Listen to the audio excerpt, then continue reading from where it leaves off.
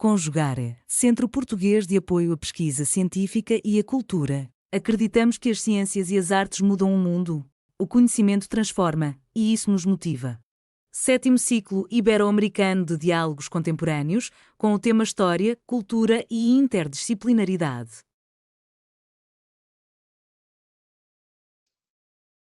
Olá a todos, todas, todes, muito bom dia, boa tarde, boa noite. Meu nome é Christopher Smith Bignard Neves, eu sou doutorando em Educação aqui pela Universidade Federal do Paraná, no Brasil. E eu peço licença para compartilhar com vocês a minha tela e a apresentação da pesquisa para esse sétimo ciclo. Como falei, meu nome é Christopher, sou doutorando na Geografia. Eu vou apresentar nesse slide, nessa gravação, para vocês, o estudo da homofobia no ambiente escolar, uma breve visão de escopo da literatura de 2020 a 2024, esses 5 anos que é compreendido ainda como um ano pandêmico e pós-pandêmico. E para a gente entender do que se trata a pesquisa, vamos à adoção do termo de Burilo, que ele fala que a homofobia é um modo de controle social. E esse modo de controle vai ser muito forte por conta da heteronormatividade, um termo que vai conduzir a sociedade como se a norma fosse viver a sua heterossexualidade, homens e mulheres. E tudo que foge dessa norma, a gente precisa impeli-la. Né? E essa forma vai ser por conta do machismo, da violência física, verbal, psíquica, patrimonial e outras formas de manter o controle sobre essa sociedade, né? E aí nós vamos ter forte presença da igreja, do Estado, do moralismo, de homens e mulheres que vão perpetuar essa prática constantemente. E a escola vai ser um espaço muito propício para esses controles dos corpos. O termo da homofobia, da homossexualidade, desculpa, ele foi cunhado em 1972, com forte difusão nos anos 1980. E aí a gente vai ter a sua presença nos estudos da psicologia, da medicina, do direito. E curiosamente, o termo da heterossexualidade, ele vem depois do termo da homossexualidade, porque a gente precisava definir o que era o estranho, o que era errado, o que tinha que ser combatido. Enquanto que o que era normal não precisava ser categorizado, não precisava de nome. Também é assim hoje em dia. Nós precisamos sair, enquanto pessoas LGBTs, sair do armário, enquanto que pessoas heterossexuais não passam por esse processo. Então, para a gente ver de quanta pressão social as pessoas LGBTs passam, desde se rotular, se definir, se categorizar, até mesmo passar por um processo de saída do armário, que nós temos como out, de se ser publicamente reconhecido como tal. E com isso vem todos os processos psicológicos envolvidos. A homofobia, então, ela vai ser definida aí como medo, desconforto, uma aversão, intolerância, ódio contra pessoas LGBTQIAPN+, mas também vai fazer suas vítimas as pessoas heterossexuais. Os meninos que são mais retraídos, mais tímidos, com um pouco mais de vergonha, que não fazem os esportes másculos, que não estão envoltos no futebol e cenas de crime, terror, eles podem ser idealizados como pessoas gays. E por isso eles vão ser alvos também da homofobia. A homofobia, então, vai ser esse termo guarda-chuva, que ele vai englobar a lesbofobia, a transfobia, a bifobia, então toda essa aversão à comunidade LGBTQIA+. Como problema de pesquisa, a gente vai entender que a homofobia ela vai se manifestar em diversas formas, individuais, sociais, institucionais. Ela vai afetar principalmente as pessoas LGBTQIA+, porém, também os heterossexuais e principalmente em idade escolar. A escola ela vai ser esse ambiente com muito bullying, com muita panelinha, falamos no Brasil, né? Com muitos grupinhos que vão encontrar um alvo em comum. A hipótese é que a homofobia ela vai ser encontrada nas escolas e praticada constantemente, então cada vez mais pessoas deveriam se debruçar a pesquisar. A gente sabe que a educação acaba sendo um grande espectro de análise. E também, se há uma maior aceitação das pessoas LGBTs nos dias atuais, então o nível de homofobia tenderia a diminuir. A gente vê aí no cenário mundial a direita ocupando os espaços políticos, então isso pode ser um problema de pesquisa futuro, que a homofobia volte a subir no seu nível escolar e social. O objetivo, então, é traçar um panorama dessas publicações dos últimos 5 anos, e para isso a gente usou um método de análise da bibliometria uma revisão de sistemática de literatura, e nesse momento a gente vai apresentar apenas essa revisão do escopo. Para tanto, fizemos o acesso pelo sistema CAF, que é uma comunidade acadêmica federada, financiada pelo governo federal brasileiro. A gente sabe que fazer pesquisa é caro, é custoso, os artigos são pagos, e para isso o governo federal brasileiro ele incentiva as pesquisas para os estudantes de universidades públicas. Com isso, a gente conseguiu acesso ao Web of Science, que é uma base de dados, e também a PsycInfo. A pesquisa foi realizada do dia 25 ao dia 30 de julho de 2024. E nós fizemos um recorte de pesquisa de 2020 ao primeiro semestre do ano anterior, 2024. Usamos dois termos em língua inglesa, homofobia and school, por entender que ela poderia trazer os resultados de publicações em língua inglesa, mas também serem encontradas nos resumos, nos abstracts, em língua inglesa, que são exigidos pelos periódicos.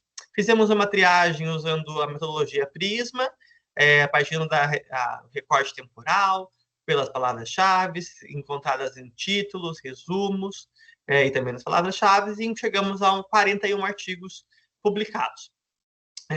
Depois disso, fizemos uma tabulação de dados na planilha Excel, contendo o nome dos autores, o ano de publicação, os periódicos, qual foi o tipo de pesquisa, a metodologia usada, o tamanho da sua amostra adotada pelos autores, palavras-chave, mas também fizemos outros dados que não são apresentados aqui, como a instituição de origem, os países, o gênero dos autores, além de outros dados achados pertinentes pelos participantes da pesquisa. Para a análise apresentada a vocês, nós vamos apresentar, primeiramente, o ano de publicação. Então, confirma que os autores eles se debruçaram mais sobre a temática, que tendo uma média de 8 artigos por ano, porém, a gente vê que em 2024, já no primeiro semestre, nós tínhamos 10 artigos publicados. A gente entende que as revistas são feitas por revisores, pareceristas, voluntários, isso pode atrasar um pouco as publicações, e isso a gente encontrou com publicação sendo publicados de anos anteriores ao período de 2020, como publicações, pesquisas realizadas em 2018 e 2019. A gente tem uma leve queda em 2022, né, mas a gente tem uma ascensão novamente em 2024. Os tipos de pesquisas predominantes foram as pesquisas quantitativas, seguidas pelas pesquisas qualitativas e depois pesquisas quali-quant, são pesquisas mistas. Desses 20 artigos, pesquisas quantitativas, segmentamos pesquisa descritiva, exploratória, aplicada, experimental, aplicada e experimental, mas também fizemos o mesmo no qualitativas, como são pesquisas teóricas e descritivas, pesquisa qualitativa e teórica, aplicada. Então, a gente vai ver aí que pesquisas quantitativas, elas foram mais utilizadas, até porque elas fazem parte uma facilidade devido à pandemia, quando a gente não pôde fazer pesquisas de campo, entrevistas pessoais, adotamos muitos questionários e surveys. No entanto, as entrevistas são as principais técnicas de análise adotadas pelos pesquisadores, né? Então, a gente tem entrevistas semi-estruturadas, análise de narrativas, mas também a gente vai ter aí os questionários e grupos focais sendo bastante adotados. Vimos também que as publicações ocorrem predominantemente em língua inglesa. 97,5% dos artigos são em língua inglesa. Apenas um artigo acontecia em língua brasileira. Inclusive, os artigos que analisavam cenários na Espanha e no Brasil, ou seja, língua espanhola e língua portuguesa, foram publicados em língua inglesa. Já trazendo para esse aspecto geográfico, a gente tem 11 pesquisas realizadas nos Estados Unidos, que é o polo de investigação científica. Temos 4 pesquisas realizadas no Canadá e na África do Sul, 3 no Brasil, 3 na China, 3 na Turquia, 2 na Espanha, e uma pesquisa realizada em outros países, como Itália, Austrália, Nova Zelândia, Israel, Nigéria, Romênia, Jamaica e Austrália. Então, a gente tem uma análise que a homofobia é presente no mundo todo e carece dessa atenção. Os principais periódicos que condensaram essas publicações foram Journal of Homosexuality, com 10 publicações, Journal of LGBTQ Young, com 3 publicações, seguidas por periódicos que vão trabalhar diretamente com a relação da infância e da adolescência, mas também com contexto educacional. Outros periódicos somam uma publicação cada. Dentre os participantes, encontramos que predominantemente foram buscar os jovens e os estudantes escolares para expor a sua realidade, as suas vivências. Então, nós vamos ter amostras grandes e amostras pequenas, uma amostra com 3.370 estudantes, mas também outra amostra com 26 estudantes. Nós vamos ter aí as populações LGBTQ+, especificamente analisadas. Então, se a gente tem uma amostra de estudantes englobando estudantes heterossexuais e estudantes dissidentes sexuais não heterossexuais LGBTs, a gente vai ter pesquisas focadas especificamente nesses estudantes. Trazem também uma diversidade étnica e racial nessas amostras, que é importante, mas também vem a perspectiva dos professores, dos educadores, LGBTs ou não, mas também dos pais desses estudantes. Então, a gente consegue ter um cenário ampliado dessa realidade. Entre as palavras-chave que mais foram adotadas está a homossexualidade, mas também vai trazer aí a questão da homofobia, a sigla LGBTQ. A gente passou no Brasil por um processo de renovação de sigla no início dos anos 2000, na década de 90, adotávamos a sigla GLS, que significava gays, lésbicas e simpatizantes. Passamos a uma adoção da sigla internacional LGBT, e aí a gente vai tendo a inclusão de novas minorias dissidentes, então ainda predomina o termo, a sigla LGBTQ. Vamos ter estudos relacionados ao bullying, identidade de gênero, mas também envolvendo os professores, a masculinidade, as minorias, e aí outros relacionados à violência e à sexualidade no ambiente escolar. Após toda essa pesquisa, como a gente falou, a gente tabulou no Excel colunas, né, as palavras-chave, os termos, os títulos. Passamos uma análise no VozViewer, que é um sistema, uma plataforma, um software, que vai transformar isso em redes. Então, aqui trouxemos as redes das palavras-chave. Então, as palavras-chave elas vão estar aí se envolvendo predominantemente a homofobia, ela vai se relacionar com bullying, que vai se relacionar com o bullying, que se relaciona com o gênero, ao mesmo tempo em que se relaciona com a homofobia que vai se relacionar com a homossexualidade, mas também que vai se relacionar com a violência. Então, a gente vai traçar essa rede visual das pesquisas. E aí, a gente vai ter do condensado dos resumos dos artigos, 3 grandes tópicos, né, com um tópico um pouco menor, que são as perspectivas, mas a sexualidade vai dominar essas publicações, relacionados muito com atitudes, mas também se relacionando fortemente com o bullying escolar. Como considerações da pesquisa, a gente pode traçar que a homofobia ela é um problema universal, está presente de América, passando pela Europa, Ásia, Oceania, mas também na África. E aí a gente carece de ter maiores publicações sobre essa temática. A gente vê uma diversidade de metodologias e técnicas adotadas pelos pesquisadores, e a gente define que ainda é preciso mais pesquisas. Para ampliar essa pesquisa, a gente ampliou para a nova base de dados, então a gente vai fazer também agora, estamos produzindo o artigo que vai analisar a Scopus, a Web of Science, a revista base de dados da Lilacs, que é da América Latina e do Caribe.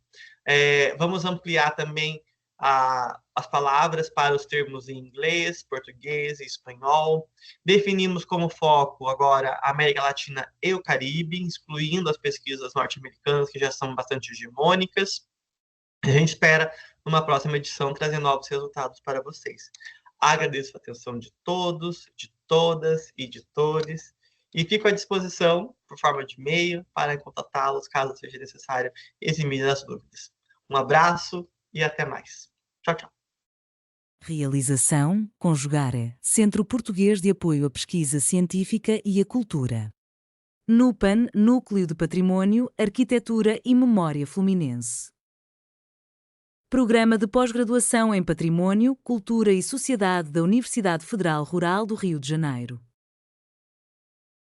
Apoio Editora Cravo e Universidade Federal Rural do Rio de Janeiro. Inscreva-se no canal, comente, curta e compartilhe. Obrigado por assistir.